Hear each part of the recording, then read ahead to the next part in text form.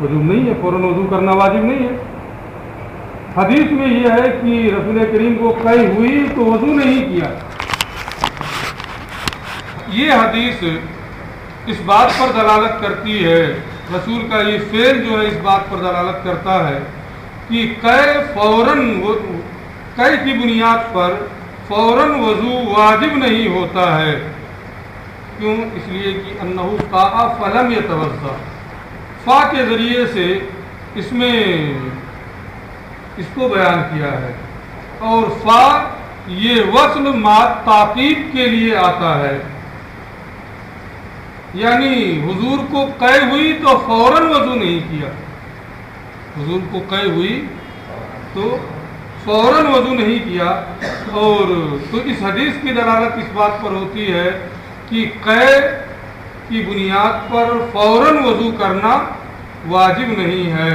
ہم بھی اس کے قائل ہیں کہ وضو کی بنیاد پر فوراً وضو کرنا واجب نہیں ہے۔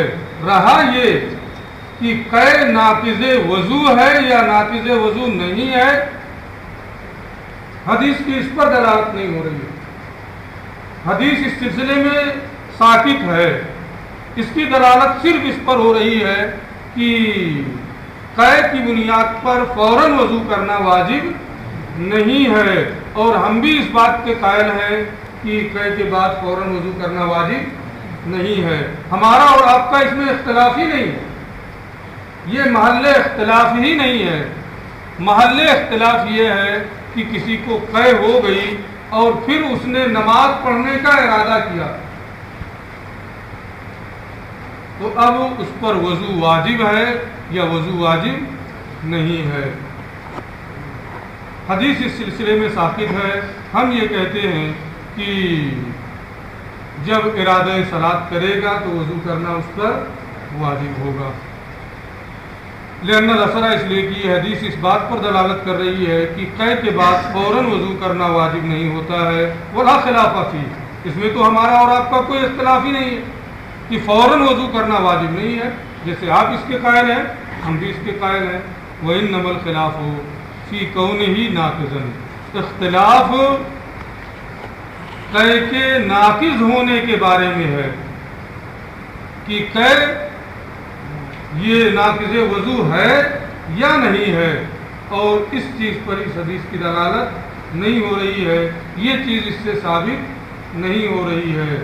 لہذا دوسری وہ حدیث جس میں یہ ہے قا فتوضا، اس سے یہ معلوم ہوتا ہے کہ قے یہ ناقض وضو ہے۔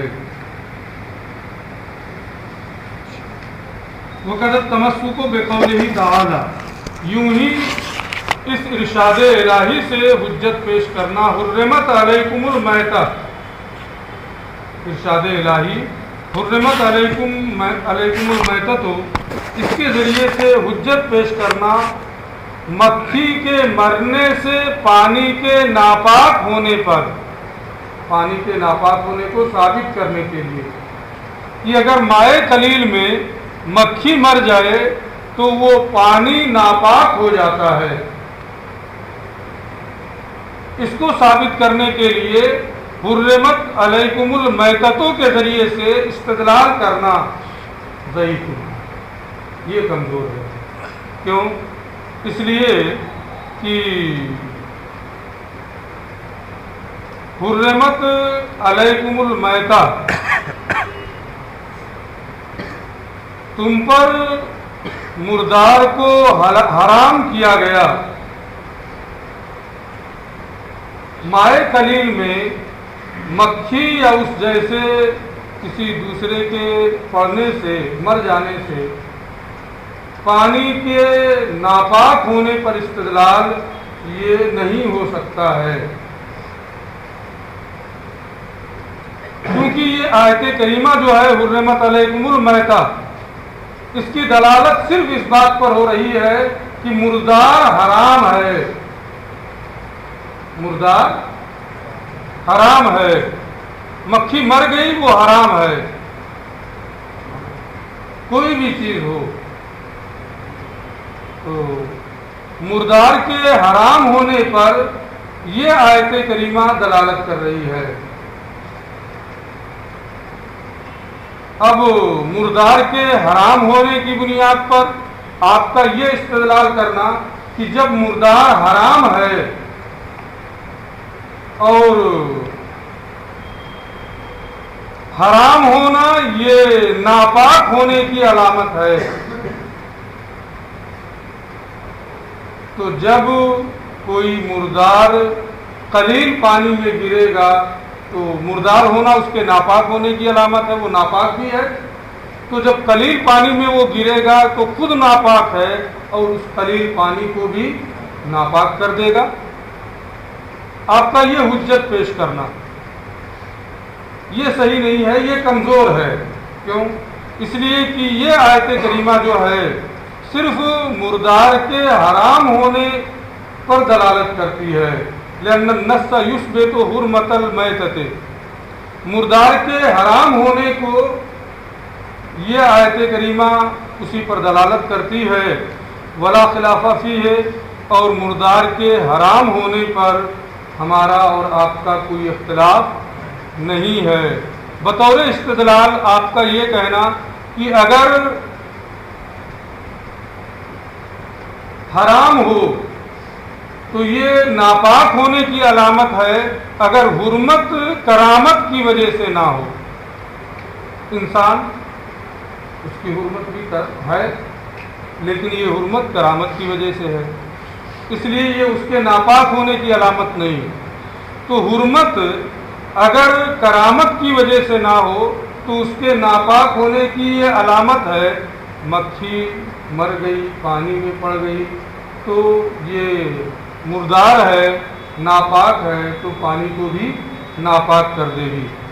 ہم کہتے ہیں کہ یہ اس بات اور یہ حجت درست نہیں ہے، کمزور ہے، کیونکہ نص کی دلالت صرف مردار کے حرام ہونے پر ہے کہ جو مردار ہے وہ حرام ہے، مکھی مردار ہے، حرام ہے، لیکن وہ ناپاک بھی ہے نہیں، یہ ہم تسلیم نہیں کرتے۔ آیت کریمہ اس پر دلالت نہیں کر رہی ہے، اس کے مرنے سے پانی ناپاک ہو جائے گا، آیت کریمہ اس پر دلالت نہیں کر رہی ہے، کیونکہ مردار ناپاک ہوتا ہے، حرام تو ہے مردار، لیکن مردار یہ حرام ہوتا ہے دم سائل کی بنیاد پر، کہ اس کے اندر دم سائل ہے، وہ نکلا نہیں، پورے جسم میں وہ سرایت کر گیا، تو اب وہ مردار حرام ہوتا ہے۔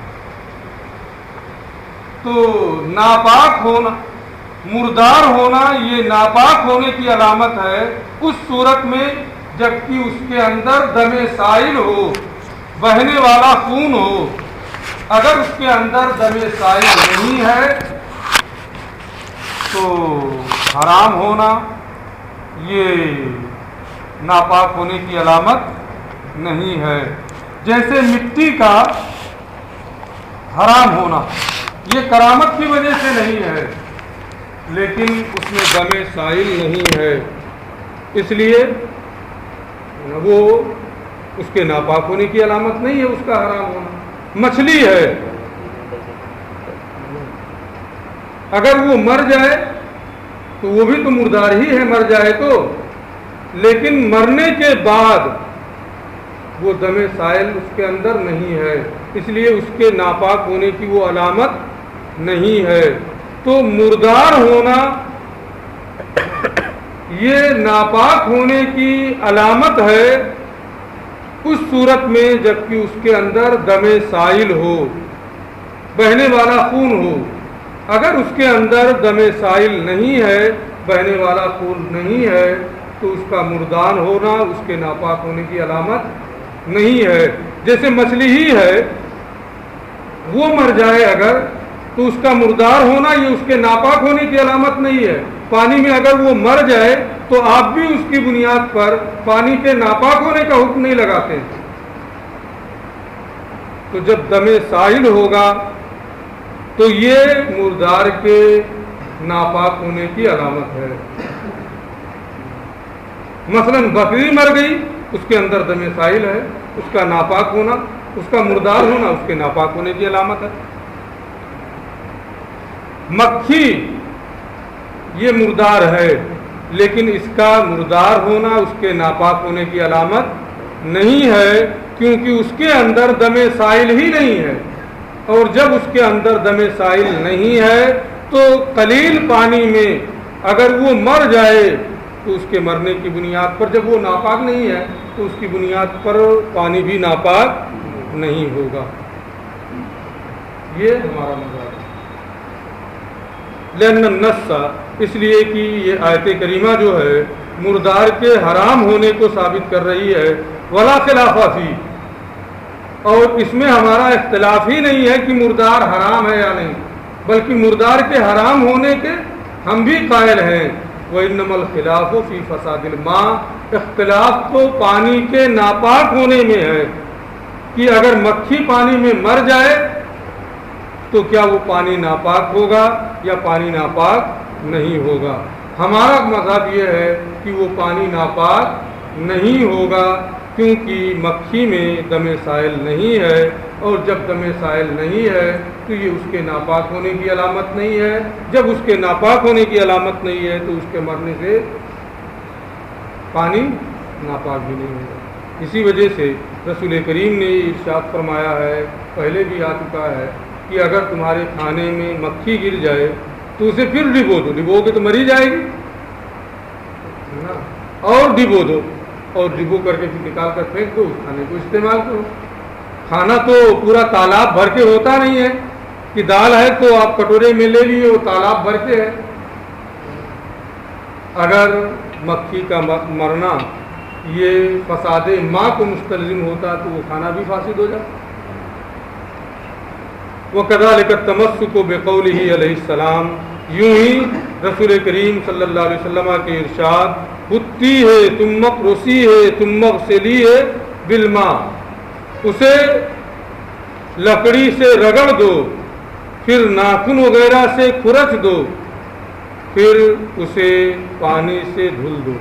یعنی اگر کپڑے میں خون لگ جائے تو لکڑی سے رگڑ دو، ناخن سے کھرچ دو، اور پھر پانی سے دھل دو۔ حضرت اسماء یا حضرت عائشہ سے آقا کریم صلی اللہ تعالی علیہ وآلہ وسلم نے یہ ارشاد فرمایا۔ اب اس حدیث پاک سے یہ حجت پیش کرنا کہ سرکے سے نجاست زائل نہیں ہوگی، یعنی پانی کے علاوہ ہر بہنے والی چیز، کوئی بھی بہنے والی چیز ہو، اس سے نجاست زائل نہیں ہوگی، کیونکہ رسول کریم صلی اللہ علیہ وسلم نے یہ ارشاد فرمایا ہے، ثم اغسلیہ بالماء، کہ پھر اسے پانی کے ساتھ دھلو، پانی کے ذریعے دھلو۔ اب پانی کے علاوہ تخصیص بالماء ہے، اور جب کسی چیز کو کسی چیز سے تنصیص بالشیء، کسی چیز کی صراحت کرنا، یہ ائمہ شوافع کے یہاں تنصیص بالشیء اس کے علاوہ کی نفی پر دلالت کرتا ہے۔ کسی چیز کی تنصیص اس کے علاوہ کے نفی کی دلیل ہے۔ جب ثم اغسلیہ بالماء ہے، تنصیص بالماء، تو ماء کے علاوہ کی نفی پر اس کی دلالت ہوگی، یعنی پانی کے علاوہ سے وہ نجاست زائل نہیں ہوگی کسی بھی بہنے والی چیز سے۔ ہمارے نزدیک تنصیص بالشیء نفی اما عدا، اس کے علاوہ کی نفی پر دلالت ہی نہیں کرتا ہے۔ یہ وجوہ فاسدہ میں سے دلیل فاسد ہے۔ تنصیص بالشیء یہ اس کی نفی پر ہمارے نزدیک دلالت نہیں کرتا ہے۔ تو یہاں حدیث پاک میں ثم اغسلیہ بالماء ہے، اس کی بنیاد پر یہ حجت پیش کرنا کہ سرکہ پانی کے علاوہ کسی بھی بہنے والی چیز سے نجاست زائل نہیں ہوگی، کیونکہ ثم اغسلیہ بالماء ہے، پانی کا ذکر آیا ہے تو پانی کے علاوہ کسی اور چیز سے نجاست خون کی زائل نہیں ہوگی۔ ضعیف، یہ حجت پیش کرنا ضعیف ہے، کمزور ہے، یہ دلیل کمزور ہے۔ کیوں؟ لأن الخبر یقتضی وجوب غسل الدم بالماء،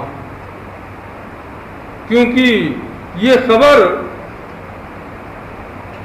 خون یقتضی وجوب غسل الدم، خون کو پانی سے دھونے کے واجب ہونے کا تقاضا کرتی ہے کہ خون کو پانی سے دھویا جائے۔ فَيَتَقَيَّدُ بِحَالِ وُجُودِ الدَّمِ عَلَى الْمَحَلِّ، تو جب محل پر خون موجود ہوگا اسی صورت کے ساتھ یہ مقید ہوگی۔ خون لگا ہوا ہے نا، اب خون لگا ہوا ہے تو یہ حدیث پاک اس بات پر دلالت کرتی ہے کہ جب خون لگا ہوا ہے تو پانی سے اس خون کا دھلنا یہ واجب ہے۔ جب اس محل میں، کپڑے میں خون کا وجود ہے، خون کے موجود ہونے کی حالت میں پانی سے اس کپڑے کو دھلنا کیا ہے؟ واجب ہے۔ لیکن اگر وہ خون موجود نہ ہو تو کپڑا پاک ہوگا یا نہیں ہوگا؟ اس پر اس حدیث کی کوئی دلالت نہیں ہو رہی ہے۔ اس سلسلے میں حدیث بالکل ساکت ہے۔ آپ کے کپڑے کے جس حصے میں، اتنے حصے میں خون لگ گیا، اب اس حدیث کا تقاضا کیا ہے کہ جب خون لگ گیا ہے آپ کے کپڑے کے اس حصے میں تو اس کو پانی سے، جب وہ خون موجود ہے تو پانی سے دھلنا کیا ہے؟ اس کے پاکی کے لیے واجب ہے۔ لیکن یہ خون موجود ہی نہ رہے، اتنا حصہ کپڑے کا کینچی سے کاٹ کر کے آپ نے باہر پھینک دیا، اب وہاں خون کا وجود ہی نہیں ہے، کپڑا تو ایسے پاک ہو گیا۔ جب محل ہو جائے گا کہ نہیں ہو جائے گا؟ اس کپڑے کے اس حصے میں خون لگا ہے، حدیث کا تقاضا یہ ہے کہ محل میں جب خون موجود ہے تو پانی سے دھلنا کیا ہے؟ واجب ہے۔ تو اس محل میں دم کے پائے جانے کے ساتھ یہ مقید ہے۔ اگر دم نہیں پایا جا رہا ہے، مثلا ہم نے کاٹ کر کے پھینک دیا اتنا کپڑا، تو اب پانی سے دھلنا واجب رہے گا، کپڑا تو پاک ہو گیا، دھلنا کا کرنے کو واجب رہے گا۔ یا ہم نے خون کو کسی دوسری چیز سے زائل کر دیا تو اب پانی سے دھلنا واجب رہے گا۔ اب تو محل میں دم کا وجود ہی نہیں ہے، دم کے وجود کے ساتھ وہ مقید ہے کہ خون موجود ہے تو پانی سے دھلنا واجب ہے۔ جب دم موجود ہی نہیں رہ گیا، خون موجود ہی نہیں ہے، تو اب پانی سے دھلنا کہاں واجب رہے گا؟ جیسے کپڑے کو کاٹ کر کے پھینک دیا یا کسی دوسری چیز سے پاک کر لیا، تو اب دم موجود نہیں ہے، خون وہاں لگا ہوا نہیں ہے، تو پانی سے دھلنا بھی واجب نہیں رہے گا۔ اس معاملے میں اس حدیث کی دلالت صرف اس بات پر ہو رہی ہے کہ دم کے موجود ہونے کی صورت میں اسے پانی سے دھلنا واجب ہے۔ لیکن دم اگر موجود نہیں ہے، خواہ کپڑے کو اس حصے کو کاٹ کر کے پھینک دینے کی بنیاد پر یا کسی دوسری چیز سے خون کو زائل کر دینے کی بنیاد پر دم کا وہاں پر وجود نہیں ہے، تو کپڑا پاک ہوا یا نہیں، حدیث کی اس پر دلالت نہیں ہے۔ حدیث اس سلسلے میں خاموش ہے، صرف اس کا یہ مطلب ہے کہ دم موجود ہے تو پانی سے اسے زائل کرنا واجب ہے، اسے دھلنا واجب ہے۔ لیکن جب موجود نہیں ہے، کاٹ کر پھینک دیا گیا یا کسی دوسری چیز سے دھل دیا گیا، تو وہ کپڑا پاک ہوگا یا نہیں ہوگا، اس سلسلے میں حدیث بالکل ساکت ہے۔ اور یہ مسلمات سے ہے کہ ازالہ نجاست کی بنیاد پر شے پاک ہو جاتی ہے۔ تو جب اس وہاں سے نجاست کو زائل کر دیا گیا کسی بھی چیز کے ذریعے سے، اب دم موجود نہیں ہے وہاں، تو وہ کپڑا پاک ہو جائے گا۔ حدیث کی اس پر کوئی دلالت نہیں ہو رہی ہے۔ حدیث کی دلالت صرف اتنی بات پر ہو رہی ہے کہ دم موجود ہے تو اس کو پانی سے دھلنا واجب ہے. جب موجود نہیں ہے تو پانی سے دھلنا واجب نہیں ہوگا. کپڑا پاک ہوگا یا نہیں, حدیث کی اس پر دلالت نہیں ہو رہی.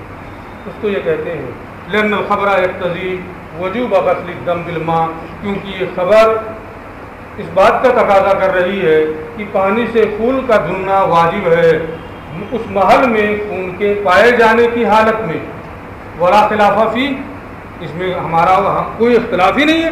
اگر خون وہاں ہے تو ہم بھی کہتے ہیں کہ پانی سے دھلنا واجب ہے. کسی بھی بہنے والی چیز سے, مائع سے دھلنا اس کا واجب ہے. اس میں کوئی اختلاف ہمارا اور آپ کا نہیں ہے. وإنما الخلاف فی طہارت المحل بعد زوال الدم بالخل, اختلاف تو اس محل کے پاک ہونے میں, اس محل سے خون کے سرکہ سے زائل ہونے کے بعد ہے کہ سرکہ سے, بہنے والی چیز سے اس محل سے خون کو زائل کر دیا گیا, تو اب وہ محل پاک ہوا یا پاک نہیں ہوا, اختلاف اس میں ہے. اور حدیث کی دلالت اس پر نہیں ہو رہی ہے, بلکہ اس مسئلے کے بیان سے یہ حدیث کیا ہے, ساکت ہے. اور عام ضابطہ ہے کہ کسی نجس چیز کو ہر کسی بھی مائع سے زائل کر دینے سے اسے پاک ہو جاتی ہے. لہذا اگر سرکہ یا اس کے ہمانہ چیزوں سے نجاست کو زائل کر دیا گیا تو وہ کپڑا کیا ہے, پاک ہو جائے گا. کسی نے تمسکات ہو ایک اور پڑھا دو. وَكَذَلِكَ التَّمَسُّكُ بِقَوْلِهِ علیہ السلام, یوں ہی آقا کریم کے اس ارشاد سے حجت پیش کرنا فی 40 شاتن شاتن, 40 بکریوں میں ایک بکری ہے, اس بات کو ثابت کرنے کے لیے کہ بکریوں کی قیمت دینا جائز نہیں ہے. 40 بکریوں میں ایک بکری بطور زکوٰۃ دینا فرض ہے.